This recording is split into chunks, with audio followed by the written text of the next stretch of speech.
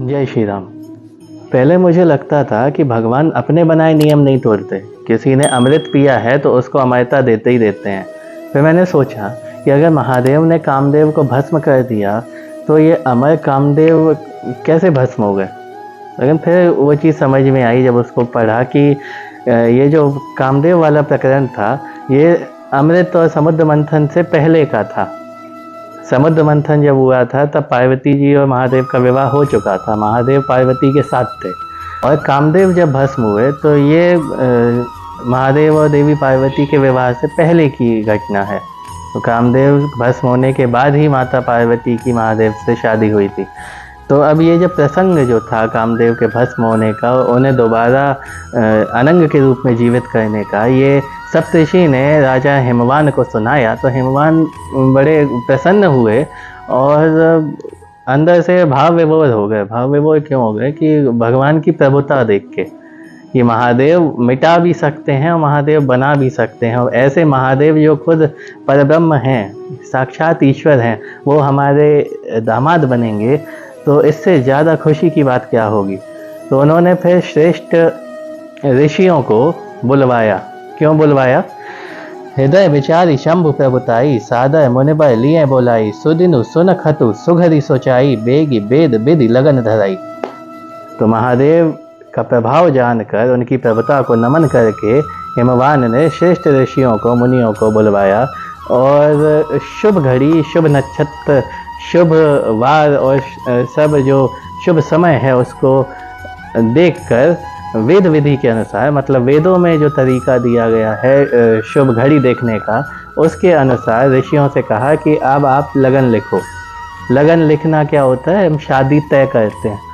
जैसे आपके आसपास भी शादी हो, आपके घर में शादी हो, तो सबसे पहले लग्न मंडप होता है, तो वो लग्न लिखी जाती है। शादी को मतलब किस दिन करना है, वो समय, वो सब शास्त्र विधान के अनुसार जो शुभ मुहूर्त होता है उस मुहूर्त पे लगन लिखा जाता है कि इस दिन इनकी शादी होगी।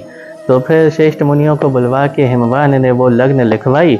फिर वो लग्न पत्री जो होती है, जिस पत्र पे लिखा जाता है, वो लग्न पत्री दे दी सप्तऋषियों को कि आप जाके इसको महादेव तक पहुंचा दो कि भैया शादी फिक्स हो गई है। जैसे आजकल कार्ड चलते हैं ना शादी का, इस दिन शादी होगी तो सबको तैयार होके आना है, तो वैसे ही वो कार्ड उनने भिजवा दिया महादेव के पास। तो फिर सप्तऋषि लेकर पहुँचे और ब्रह्मा जी को उन्होंने दिया वो कार्ड, क्योंकि ब्रह्मा जी घर के बड़े को जैसे देते हैं तो ब्रह्मा जी को दिया। ब्रह्मा जी सारी अरेंजमेंट करवा रहे थे विवाह की। तो फिर ब्रह्मा जी ने उसको पढ़ा कार्ड को लेके और बताया कि इस मुहूर्त में, इस घड़ी में, इस दिन महादेव का विवाह देवी पार्वती के साथ तय हुआ है।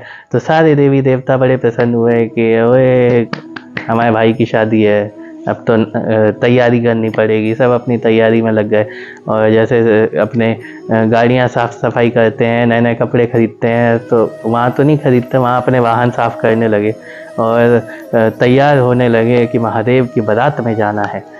अब दूल्हे को तैयार किया गया। दूल्हा यहाँ पे कौन है? महादेव। महादेव को कैसे तैयार किया गया? पहले स्नान कराया गया, ठीक है।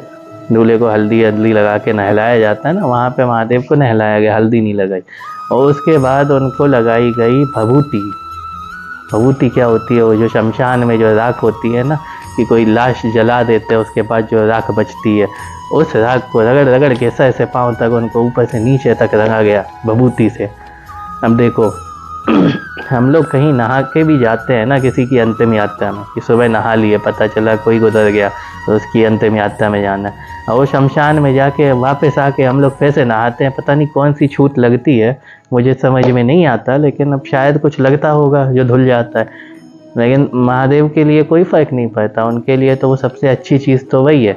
तो नहलाने के बाद महादेव को विभूति लगाई गई ऊपर से नीचे तक, पूरा सफ़ेद कर दिया। कर्पूर गौरम। कर्पूर क्या, इसका कैसा होता है? कपूर सफ़ेद। तो सफ़ेद वर्ण का महादेव दिखने लगे। फिर उनको जैसे गहने पहनाए जाते हैं, तो फिर महादेव को गहने क्या पहनाए? महादेव को पहनाया सांप का मोर।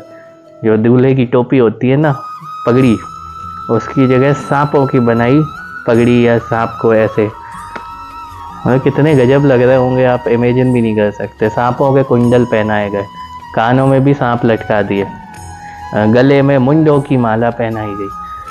वो मुंड होता है, नर मुंड, जो इंसान की खोपड़ी का, कंकाल में खोपड़ी होती है ना, वो जो जिसको तांत्रिक क्रियाओं में ऐसे ऐसे वो रखते हैं और उस पर वो करते हैं, जिससे हम छूने से भी डरते हैं, वो खोपड़ियों की माला पहनाई गई। और नीचे बागंबर पहनाया गया। बागंबर क्या होता है? बाघ की चमड़ी, मतलब टाइगर की चमड़ी पहनाई गई। तो अब आप इमेजिन करो, ऊपर से नीचे तक हर अशुभ चीज़ जो हो सकती है वो महादेव से अटैच होती है। लेकिन इतनी अशुभता होने पर भी महादेव शुभता की खान है।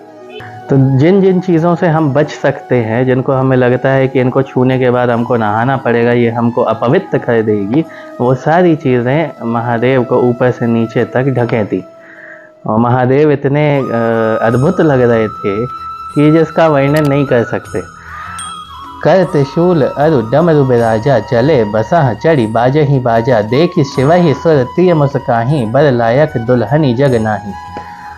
तो एक हाथ में त्रिशूल और एक हाथ में डमरू महादेव को पकड़ाया और फिर बिठाल दिया नंदी पे। नंदी मतलब बैल। तो बैल पे बैठ के ऐसे नरमुंडों की माला और भभूति लगा के महादेव प्रसन्न होके चले अपनी शादी में। मतलब क्या इमेजिन भी नहीं हो पाता, मतलब क्या गजब ही लग रहे होंगे।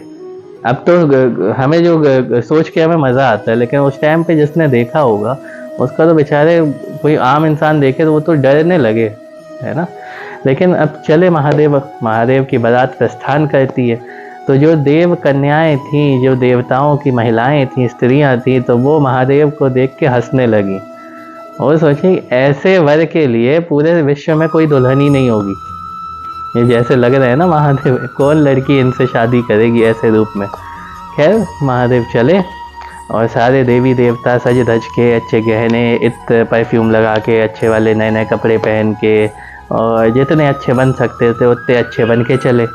अब कहाँ महादेव, बिल्कुल डाइटी वाली फीलिंग, और कहाँ सारे देवी देवता सोफिस्टिकेटेड हैं। तो अब ये मैचिंग नहीं हो रही। दूल्हा बिल्कुल अलग ही लग रहा है और बारात बिल्कुल ही अलग लग रही है। दूल्हा ज़्यादा अच्छा लगे, बारात ऐसे ही वैसे ही लगे तो वो तो चलता है। बारात बहुत अच्छी लगे और दूल्हा ऐसे ही वैसे ही लगे तो वो नहीं चलता।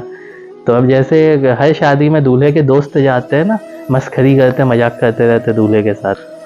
तो यहाँ पे दूल्हे का दोस्त कौन? यहाँ पे दूल्हे के दोस्त हैं विष्णु जी, विष्णु भगवान। तो यहाँ पे मस्ती करने की बारी है ना विष्णु जी की है। विष्णु जी देख के हंसते हैं उस बारात को और कहते हैं कि भाई लोग, सब लोग अपने अपने दल में अलग हो के चलो, वहाँ जाके पराए देश में नाक कटाओगे क्या? क्यों ऐसे मैच ही नहीं कर रहे कि तुम इनकी बारात में आए हो महादेव की। तो सारे देवता हंसने लगे, सब अपने अपने दल में हो गए। देवता देवताओं के साथ, यक्ष यक्षों के साथ, गंधर्व गंधर्वों के साथ, तो सब अपने दल में जाके और बारात के लिए प्रस्थान करते हैं।